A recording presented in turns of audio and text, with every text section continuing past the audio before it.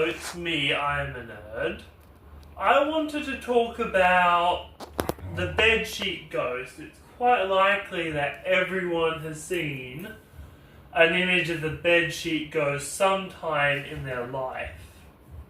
And it's likely you think of it as your little brother wearing a sheet.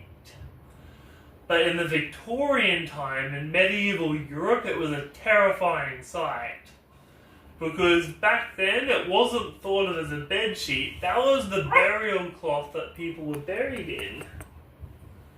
And the burial cloths were absolutely terrifying.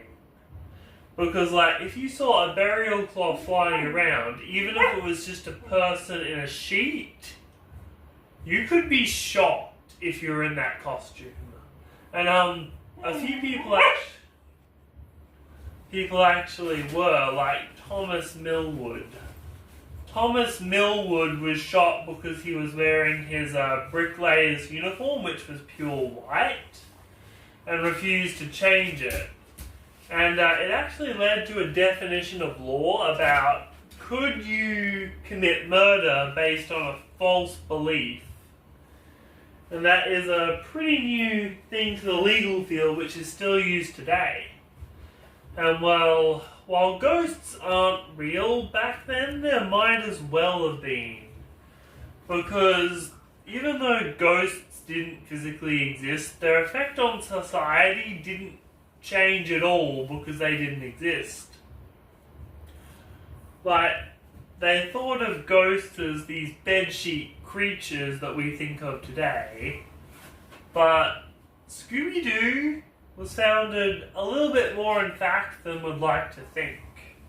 And this superstition goes way back further, to the witch trials and werewolf trials. Werewolves were persecuted as well in medieval London and Scotland.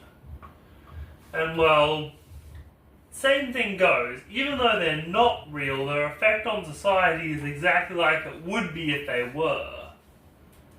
And it shows why we need more scientific outreach programs to the everyday public.